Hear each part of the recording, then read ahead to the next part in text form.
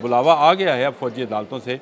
फैसला होगा बानी का कि आया वो 9 मई के वाक़यात में उसके मास्टरमाइंड थे या नहीं थे। शरपसंद से मुराद है मीडियाई सोशल मीडियाई शरपसंद जो बाहर बैठे हैं और वहाँ पर बैठकर अदारों के ख़िलाफ़ हर्ज़ासराई करते हैं और यहाँ पर बैठे मासूम लोगों के अज़हान में गलत सलत बातें डालते हैं। अब आप समझें कि फ़ौजी अदालतों का काम कैसे चलता है। ये उन ट्रोल्स को पता है कि फ़ौजी अदालतों में इंसाफ की रफ्तार ज़्यादा है, तेज़ है, लेकिन एक्यूरेट होती है। 11 लोगों की एक मीटिंग की शुनीद है मेरे सोर्सेज के मुताबिक, जो इमरान खान की क़यादत में ज़मान पार्क में हुई थी, जिसमें ये तय किया गया था कि अगर बानी को गिरफ़्तार किया जाता है तो उसके साथ ही क्या रद्द-ए-अमल दिया जाएगा और किसके ख़िलाफ़ दिया जाएगा, कैसे दिया जाएगा। बुलावा आने वाला है क्योंकि 190 मिलियन पाउंड का फ़ैसला नहीं हुआ, उसका फ़ैसला सुनाया नहीं गया है जिसमें फ़र्द जुर्म आयद की जानी थी।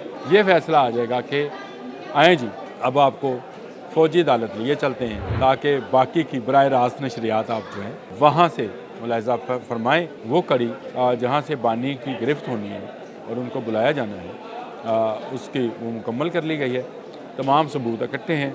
फैज़ हमीद अपने हिस्से के सबूत जो हैं वो जमा करा चुके हैं। बिस्मिल्लाहिर्रहमानिर्रहीम, अस्सलाम वालेकुम। बोलते कालम के साथ मैं आमिर रज़ा खान और एक गाना है, चलो बुलावा आया है माता ने बुलाया है। और ये हिंदुओं का गाना है, लेकिन यहाँ पर माता ने नहीं, पिता ने बुलाया है। पिता यानी कि बाप ने बुलाया है। चलो बुलावा आया है। बुलावा कहाँ से आया और किसको आया है ये आप भी जानते हैं। फ़ौजी अदालतों की तरफ से बुलावा है और आना किसको था, बानी को। और 25 लोगों को जो सज़ा हुई है फ़ौजी अदालतों से, ये वही मामला है बुलावे वाला कि उसको बुलावा आ गया है अब फ़ौजी अदालतों से। फ़ैसला होगा बानी का कि आया वो 9 मई के वाक़यात में उसके मास्टरमाइंड थे या नहीं थे। बहुत सारे लोग इसमें बहुत सारे खदशात का इज़हार कर रहे हैं, ख़ासकर बाहर बैठे शरपसंद से मुराद है मीडियाई सोशल मीडियाई शरपसंद जो बाहर बैठे हैं और वहाँ पर बैठकर अदारों के ख़िलाफ़ हर्ज़ासराई करते हैं और यहाँ पर बैठे मासूम लोगों के अज़हान में गलत सलत बातें डालते हैं। अब आप समझें कि फ़ौजी अदालतों का काम कैसे चलता है। ये उन ट्रोल्स को पता है कि फ़ौजी अदालतों में इंसाफ की रफ्तार ज़्यादा है, तेज़ है, लेकिन एक्यूरेट होती है। और उसकी वजह यह है कि वहाँ जब तक एक मुल्ज़म अपने जुर्म का खुद इकरार ना कर ले, उस वक़्त तक उसको सज़ा नहीं दी जा सकती है। तमाम सबूत उसके सामने रखे जाते हैं, मैंने पहले भी आपको बताया था। और इस मामले में भी तमाम 25 के 25 अफराद के सामने उनके सबूत, उनकी तस्वीरें, उनके बयानात, उनका सोशल मीडिया नेटवर्क और उनके जो बयानात हैं वो उनके सामने रखे गए, जिसके बाद उन्होंने इकरार कर लिया। यहाँ तक तो बात आपको मैं पहले भी बता चुका हूँ, लेकिन एक और बात जिसका इकरार उन्होंने सज़ा के बाद किया, जब उनसे ये पूछा गया कि इसका मास्टरमाइंड कौन था, तो किसी ने कहा बानी, और बानी ने उनको डायरेक्ट हदायत की थी। किसी ने कहा कि एक मीटिंग हुई थी।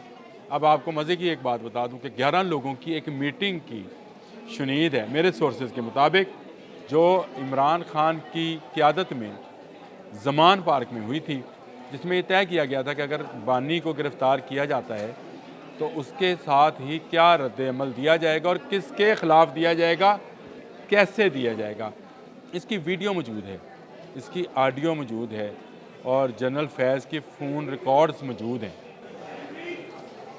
जी हाँ, ये सारी चीज़ें मौजूद हैं और इसकी मौजूदगी में इसको डिनाई करना जो है किसी के लिए भी, और इवन बानी के लिए भी जो है मुश्किल हो जाएगा। जिस तरह से ये 25 मुल्ज़मान अपने तमाम किए किराए पर पानी नहीं फेर सके, नज़र आ गया, सामने आ गया।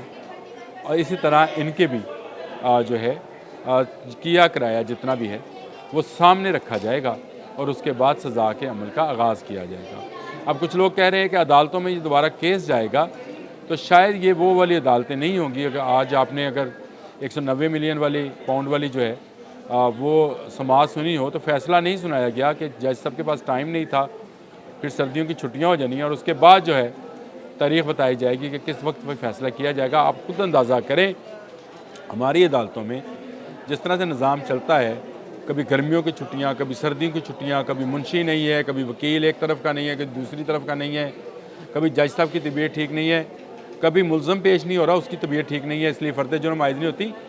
ये सारे मामलात हमारी अदालतों में हैं, वो भी अदालतें हमारी हैं जिनको हम फ़ौजी अदालतें कहते हैं, लेकिन वहाँ कानून जो है वो सूरत के साथ जो है अमल पजीर होता है और उसमें गवाहान, उसमें मुलज़म, उसमें वकला सबको अपने अपने दलाइल देने की, लेकिन वहाँ पर जज छुट्टी पे नहीं जाते हैं, वहाँ पर मुंशी छुट्टी पे नहीं जाता है, वहाँ पर वकील की तबीयत ख़राब नहीं होती है, वहाँ पर मुलज़म ये नहीं कह सकता कि उसने पेश नहीं होना, मेरी तरफ से लिख कर दे दो कि मेरी तबीयत ठीक नहीं है, और जाली सर्टिफिकेट्स वहाँ पे नहीं चलते हैं। तो इसलिए वहाँ पर फ़ैसला भी जल्द से जल्द जो है वो सामने आ जाता है।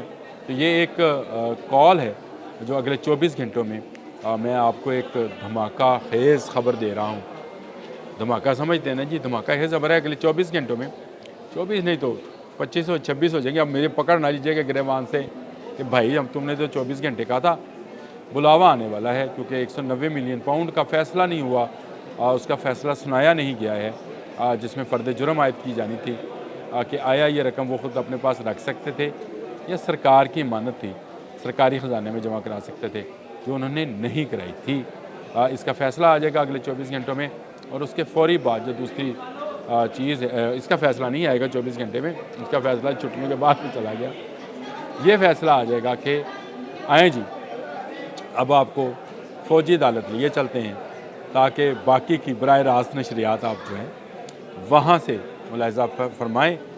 ये बुलावा आने वाला है और उसके बाद ये गाना गुनगुनाते हुए गार्ड्स ले जाएंगे कि चलो बुलावा आया है, पिता ने बुलाया। बाप होता है जी, मेरा बयान नहीं है, ये बयान जिसका है ये आपको भी पता है, जिन्होंने कहा था कि फ़ौजी जो है सरबराह वो बाप होता है पूरी कौम का, तो बानी का भी तो बाप ही हुआ ना जी।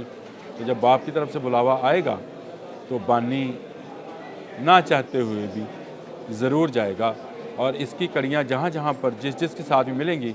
कुछ लोगों का बयान है कि उन्हें यास्मीन राशिद ने उकसाया था, कुछ लोगों का बयान है कि उन्हें जो अब्दुल रशीद हैं उन्होंने किया था, मियाँ महमूदुर रशीद, सॉरी अब्दुल रशीद कह रहा हूँ, मियाँ महमूदुर रशीद है, उन्होंने कुछ का एजाज़ चौधरी कुछ का नाम है, किसी का असलम इकबाल नाम है, किसी का कुछ नाम है। जितने नाम हैं ये सारे के सारे, ये सिर्फ 25 लोग नहीं हैं, इनके अलावा भी लोग हैं। टोटल स्ट्रेंथ जो थी वो 104 की थी जिनके फ़ौजी अदालतों में केस चली। ये पहली किस्त थी 25 वाली। इन्होंने इनमें से कुछ लोगों ने बानी का नाम ले दिया है, यानी वो सबूत, वो कड़ी जहाँ से बानी की गिरफ्त होनी है और उनको बुलाया जाना है उसकी वो मुकम्मल कर ली गई है। तमाम सबूत इकट्ठे हैं। फैज़ हमीद अपने हिस्से के सबूत जो हैं वो जमा करा चुके हैं कि किस तरह से ये सारी प्लानिंग की गई थी और किस तरह से अपनी ही फ़ौज को मुतनाज़ा बनाने की साजिश थी, जो कि गद्दारी के ज़ुमरे में आती है। और गद्दार की क्या सज़ा होती है ये मुझे बताने की ज़रूरत नहीं है। आज के लिए इतना ही। अल्लाह हाफ़िज़।